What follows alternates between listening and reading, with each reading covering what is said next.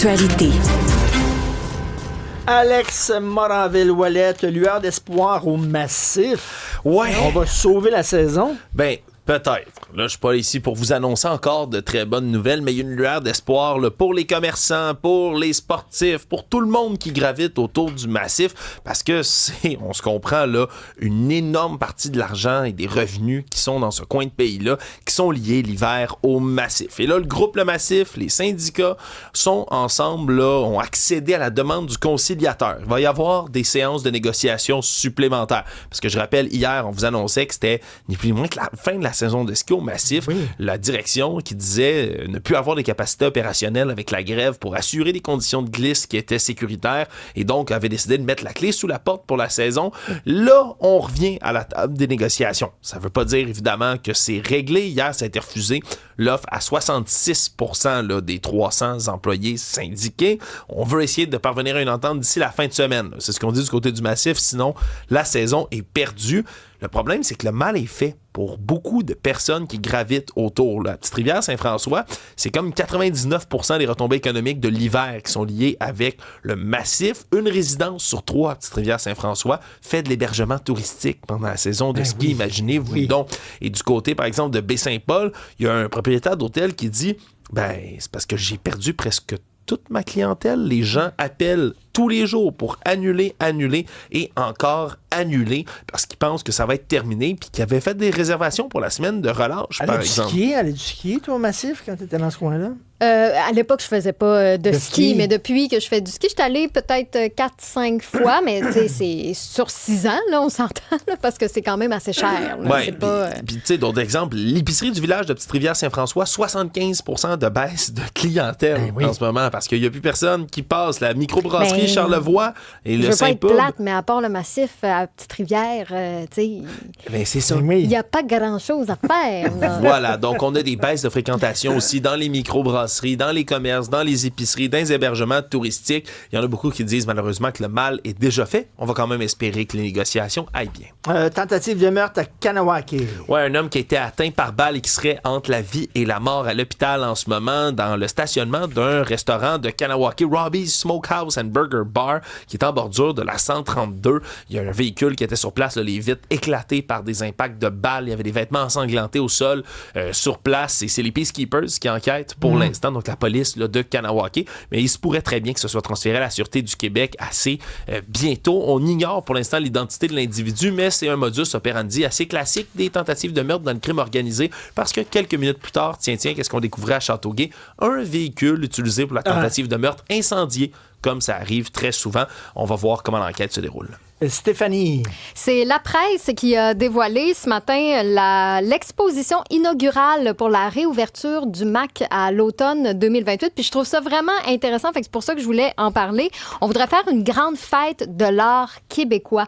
Donc vraiment miser sur des artistes d'ici dans l'entièreté du musée. Là. Ça servait, chaque salle serait occupée par des artistes d'ici. Donc pour ce faire, il y a une équipe de 6 commissaires qui vont faire vraiment la tournée de toutes les régions du Québec à compter du mois de mars prochain pour repérer des artistes qui vont faire partie de cette exposition-là. Puis, tu sais, pas nécessairement des artistes très connus. On cherche justement des petites pépites d'or qu'on veut aller trouver en région qui méritent notre attention. Peut-être des nouveaux artistes aussi, que ça fait pas si longtemps que ça, qui partagent leur art. Donc, on cherche n'importe quoi, que ce soit de la peinture, de la sculpture, de la photographie, des arts numériques, des installations vidéo, sonores. Tu sais, on veut vraiment là, ouvrir le plus large possible n'importe quelle discipline et toutes les pratiques aussi artistiques vont être représentées, puis différentes générations d'artistes aussi. Donc, je trouve ça intéressant qu'effectivement, on va réouvrir le MAC à l'automne 2028, mais avec des artistes de chez nous, d'abord et avant tout, avant d'élargir à l'international éventuellement. Hâte de voir les nouveaux locaux aussi. Oui, là. Exact. Bien hâte de voir ça va être quelque chose. OK, je suis curieux parce que après la pause, on va parler de la semaine pour un Québec sans tabac. Qui fume dans l'équipe? Ah. Qui fume? Toi, Stéphanie? Non. Non? Non. As-tu déjà fumé? Non. Non? Écoute, Alex? la première fois que j'ai fumé une cigarette dans ma vie, c'est genre l'an passé. J'avais jamais Ah, fumé une cigarette oui. de toute ma vie. J'avais jamais Qu'est-ce même qui te essayé. tentait? Ouf, je sais plus c'est quoi l'élan là, que tu m'as donné. J'ai dit, passe-moi ça, maudit. Faut bien que je goûte ce que ça goûte. Ça goûte la marde. oui. Très sincèrement. Mais c'est parce que j'ai des amis fumeurs qui fument. Tu sais, OK, chaque fois que je suis quelque part avec eux autres, là, c'est pas une cigarette dehors. Là. Tu vas dans un chalet, là, c'est 45. Ils amènent 2 paquets, ils finissent dans la même soirée, puis là, tu peux-tu nous lifter au dépanneur? Faut qu'on en fume d'autres. Moi, ça me fait capoter comment des gens peuvent fumer autant. Je pense que j'étais cher, curieux. c'est pas bon pour ta santé. Y a-t-il quelqu'un dans l'équipe en régie, Hugo, il fume pas? Le stéréotype français, Olivier, les il fume cigarettes, pas. non? Même pas? Maxime Trouleau doit fumer, c'est un Français. C'est ça? Ah, il fait dire que non. Non? Je fume Ah. pas. Non, Bon. non. Sébastien? Je fume plus. Ça fait 15 ans que j'ai arrêté. Félicitations. 15 ans. Oui, ça oui, a-tu oui. été dur? Terrible. Ah. Vraiment beaucoup. As-tu Ben, fait j'ai essayé- cold turkey? Boum! Oui, parce que j'ai essayé avec les nicorettes. Oui. Mon corps savait que je pouvais avoir de la nicotine, donc je tombais malade. Ah, Fait que oui. là, j'ai tout mis ça de côté, puis ça fait 15 ans.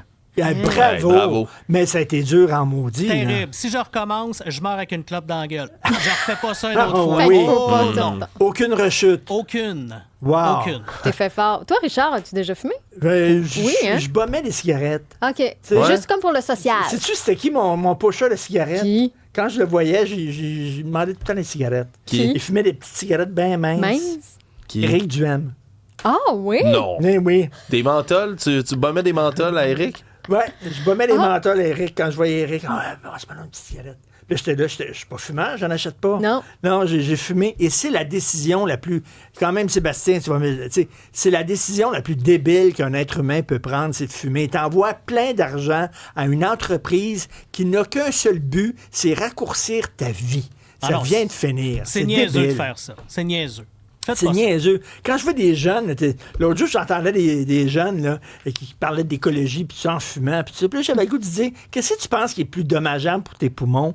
La cheminée, là, qui est La là, fonderie Horn, ou- c'est ça, ou alors la cigarette que tu te mets directement dans la gueule, l'esprit. Et- On a reçu quelques commentaires. Il y a Manon de Vaudreuil qui nous a écrit, puis elle nous a dit que pour arrêter de fumer, elle a eu recours à un groupe d'entraide appelé Ah oui. Smoke Enders. Après plusieurs tentatives et rechutes, c'est ça qui l'a vraiment aidé, puis c'est là que ça a marché. Elle a dit sa dernière Wow. cigarette, c'était le 15 février 1989. me Et il y a- souviens. ouais, oui. Et il y a Kathleen de Québec qui dit que son mari avait dit, moi, j'arrête à 40 ans, mais 2 ans plus tard, donc 42, il fumait toujours, puis il était pas fier de lui. Donc, il a pris le Champi, je sais pas comment le prononcer, mais c'est un médicament ouais. qui Ah aide oui? à arrêter, mais il y avait des effets secondaires, donc il a dû arrêter de prendre ce médicament-là. Fait qu'il y avait vraiment des bonnes chances de rechuter. Mais non, il a tenu bon, puis ça fait 15 Bon. ans, ça va faire 15 ans au Wow. mois d'août qu'il a arrêté. Donc, il faut se trouver des trucs comme ça, parce que, ouais. comme Sébastien l'a dit, Ben c'est oui. pas facile. Maxime m'impressionne, Maxime Trouleau quand même, là, parce que j'arrive de France. Là. Tout le monde fume. C'est ça incroyable. que j'allais Les dire. chiens fument là-bas. Mais c'est vrai, en Europe, là, moi, Tout le les monde machines fume. distributrices de clopes, on dirait que j'étais sur une autre planète quand j'ai commencé à voir ça. Puis c'est un des beaux succès de la société québécoise, hein, on peut se le dire. Je me souviens quand j'étais très jeune, il y avait des restos avec des sections fumeurs. Puis Oui. tu sais, Ma- tout est dehors, puis les Maxime, jeunes... es-tu là? Il est-tu Ouais. là en régie? Ah oui. OK, un Français qui fume pas, j'ai de la difficulté à le Non, croire. je trouve quand même les Français fument de moins en moins. C'est vrai? Ah ouais? Oui, j'ai beaucoup d'amis qui essayent d'arrêter, qui même arrêtent. En tout cas, j'ai un ami qui vient d'avoir un enfant, donc je pense qu'il a réussi à arrêter. Non, il y a une vraie prise de conscience, Ah. même en France, sur la cigarette, quoi. OK, parce que ça fume Ça fume, oui. beaucoup, là. Il suffit de voir les trottoirs. Ah oui, c'est incroyable. Ah oui, ouais, ouais. Incroyable. Ouais. Les mégots de cigarettes et les crottes de chien. Ils sont censés mettre des amendes, mais tu sais, les gens s'en foutent. Tes parents fumaient? Non, je crois pas. Ah non? Non, non. Wow, quand J'ai pas même. eu cette culture de la cigarette, donc je m'en souviens. Ouais. Bon. Quand tu vois des jeunes, là, tu te promènes en auto, puis tu vois des jeunes sur le bord des écoles qui sont en train de fumer, puis ils ont comme 15-16 ans. Tu te dis, oh non, s'il te plaît, Mais- commence pas ça, t'as boire, là. Mais il y en a pas tant que ça. Mais je sais pas.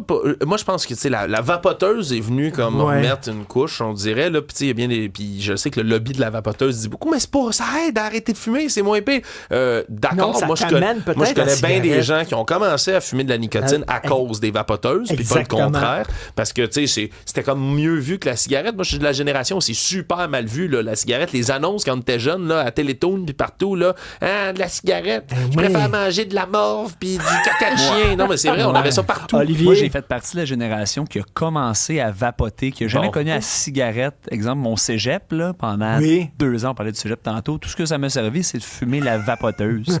Et j'avais les poumons, pour vrai, remplis de cochonneries. J'ai arrêté oui. du jour au lendemain en 2022, donc pendant 3 ans, et j'ai gagné, je pense, 10 ans d'espérance de vie. En termes de souffle, c'était incroyable. Donc, Incroyable. selon toi, la vapoteuse, c'est aussi dommageable que les Ah, c'est cigarettes. épouvantable. Ça crache tellement de vapeur d'eau dans tes poumons, là. Puis Tu respires plus. Puis même si c'est moins dommageable, mettons, là, au prorata entre une cigarette, puis ça, c'est parce qu'une vapoteuse, là, moi, les gens que je connais, puis tu peux nous confirmer, qui ont des vapoteuses, là, ils vapotent tout le Ah oui, en temps. dedans, Chaque dehors, jour, aux ils dorment. toilettes, la nuit, ils se partout. réveillent pour vapoter, c'est le bordel. Mais toi là. qui es sportif, voyais-tu une différence dans le sport? Oui, Ouais, ben hein? oui, à 100%. Dès que j'ai arrêté, là, c'est un monde de différence. Ben là. oui. Mais souvent, c'est que c'est un verre, une vapoteuse. Un verre, une vapoteuse. Mais là, tu peux le faire en dedans, imagine. Non, mais mon c'est ça. beau-père, là, le père de Sophie, là, il fumait, puis, tu sais, avec comme un petit truc en plastique, là, comme un... Ah ouais, comme un porte-cigarette. Un porte-cigarette, ou je sais pas, un double filtre, ou je sais pas trop quoi. Il fumait une cigarette normalement. Puis là, après ça, il nettoyait ça, là, cette affaire-là, le brun qui sortait de là. Puis là, tu dis, ça va directement dans tes poumons, Christy. Arriver dans une maison de gens qui ont fumé pendant longtemps, puis t'enlèves un cadre de ses murs. Ah ouais. C'est horrifiant. Hein, la Ah couleur oui. qui est Ça en colle, dessous. là. Ouais, ça Ouais, colle, ouais. puis tu regardes la couleur. Ouais, OK, les murs étaient pas jaunes. Tout à fait. Ben, on attend vos commentaires là-dessus. Allez sur cube.ca.